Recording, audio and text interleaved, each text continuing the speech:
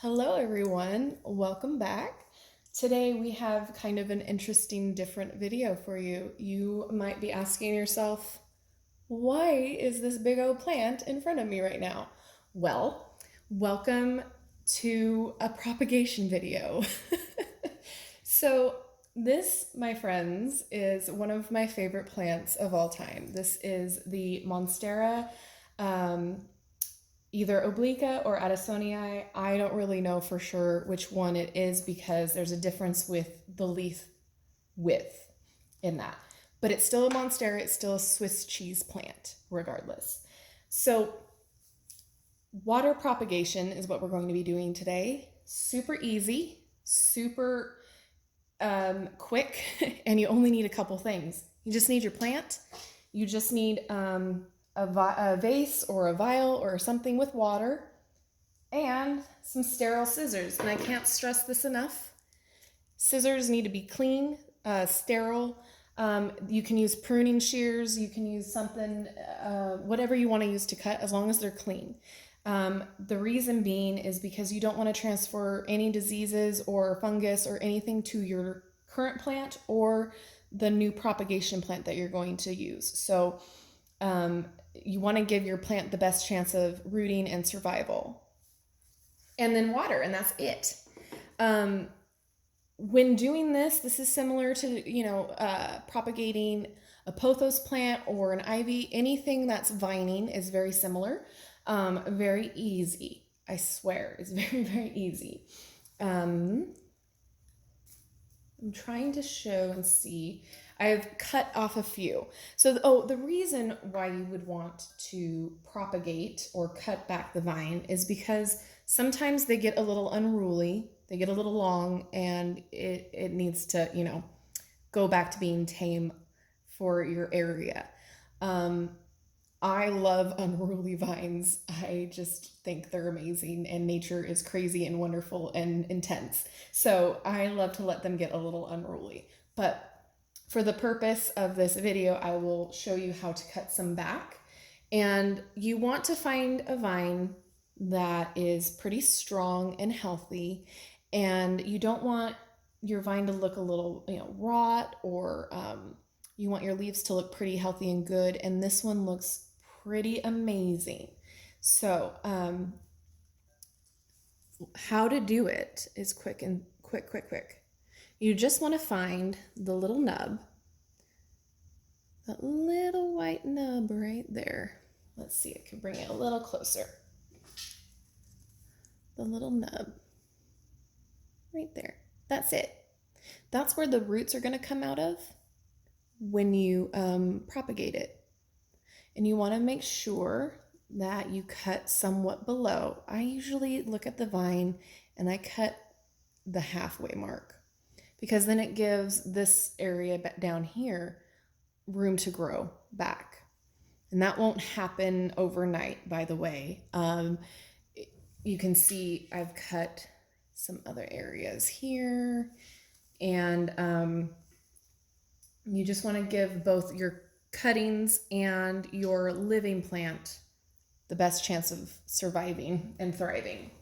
So all you do, let's see, you take this little area right here and you cut right there. That's it. And I usually go and cut this back a little bit, so that way a new leaf can form. It doesn't hurt the plant. The plant's going to be fine, but it just allows you to have your favorite plant again in another spot once it propagates. So then after you cut it, you have your little vases or vials or whatever you choose to use. And I will show you with this one. I have a few cuttings here that I just did. Different sizes, different ways of the vine. This one's straight up and down, so it's going to be easy. So you see where that little nub is? You want to make sure that's hitting the water. And that's it. See where it hits the water right there? And then you just leave it in there. that is it. That is how easy it is to propagate. And this one's little nubbins are right here. And there's another one up here. So this one, potentially you can make it go all the way in the water like that and get more root system out of it, which is what I'm doing. I don't have another, oh, I do have. This one I just did the other day. And you may ask yourself, why are you cutting all of these? Why are you cutting so many propagated? I can't talk. I just can't talk today. I've had coffee, I swear. Anywho, so I'm cutting all of these because when you propagate a vining plant, you want to cut a lot in order to have a fuller plant in soil. So if you look inside, I might be able to do this without killing all the plants. If you look inside the plant, you can see there is a lot of little stumps, right? That's what the cuttings are. So in order to get a full plant like this, you need a few of your cuttings grouped together, if that makes sense. So I'm propagating a lot at once so I can have a fuller plant when they're ready to put in soil. And then a few weeks, this is one that I did a while ago, a couple weeks ago. This, I had a longer vine that I wanted to just try to propagate and see what it would turn out to. In a couple weeks, you get this beautifulness. See how long it is? And then you have the little baby branches of the roots coming off. That root system is only going to get stronger and better. So I have this one in a longer vase because that root system is getting so long, and I needed something that would, hold the weight of the vine. So it creates a beautiful little centerpiece too while it's propagating. So then my next advice is to not put this in direct sunlight. Adansonia or Monsteras do not like direct sunlight. They like a lot of light, but not directly. So if you were to put this in a windowsill or, right up against a direct beam of sun, it's going to wilt. The water will get so hot that the roots will wilt as well in there. They'll not produce strong roots. So if you have a windowsill that, like, what is it? West facing window or something like that. I don't know. If you have a windowsill that gets a lot of light, but not directly, that's a perfect place for them. If you have a windowsill that you have like sheer drapes that cover it, or, you have it on a table with the window right next to it with the sheer curtains, that's fine too. And also with the water, you want to make sure you're changing it. I mean, you don't have to change it every day, every couple of days when you remember, that sort of a thing, because you want to make sure there's no fungus built up in there. There's nothing that can hurt the root system. You want to give these babies the best chance of survival that you can give them. So, and also you don't need to fertilize the water. You don't need to do anything. These plants love just hanging out in clean water. And I use filtered water because I'm just extra like that. So distilled filtered water, something like that, will also give them a good chance of survival too, because there's no added chemicals, there's no chlorine, there's no fluoride, there's nothing in the water that can hinder their process. It's just straight water. But you decide what you want to use. I'm not here to tell you that you have to use a certain thing. I'm just saying, in my experience, filtered water seems to be what plants love. Distilled, whatever. It just helps. It's that little bit of help.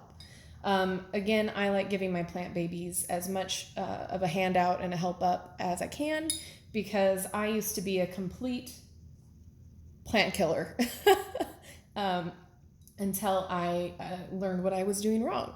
So that's it. That's all you need to know about water propagation. Just make sure they're not in direct sun, and make sure you're changing the water. and they will grow a fantastic little root system. Now, once they start getting more stronger little branched off roots like this, then you can start planting them in soil, and use soil that doesn't,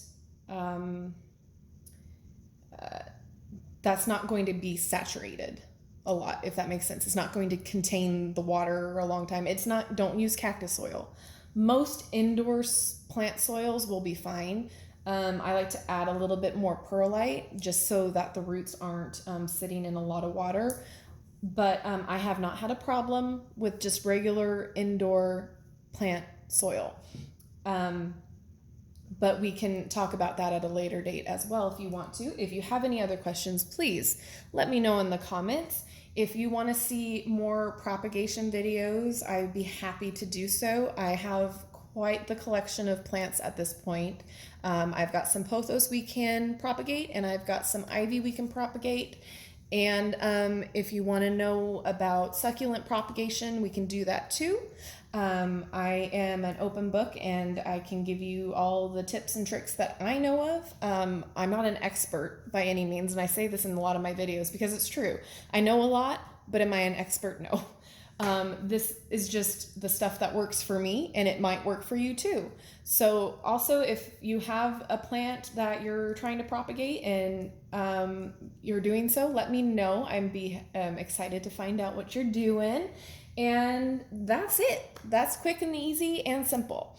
So thanks so much for watching, guys. If you haven't yet, hit subscribe. These are the type of videos I do. I do a lot of anything from, you know, crafting to tarot card reviews and witchy things. If that's up your alley, please hit subscribe. If this video helped you out, hit the like button. And if you haven't already turned on your notifications bell thing, go ahead and do so. I try to upload a lot because I have a lot that I'd like to share and talk about. I'm on no schedule yet because my day job schedule is not set. So when I figure that whole scheduling thing out, I will let you guys know. So thanks again, and have a great rest of your day, rest of your week, and I will see you soon. Bye, guys.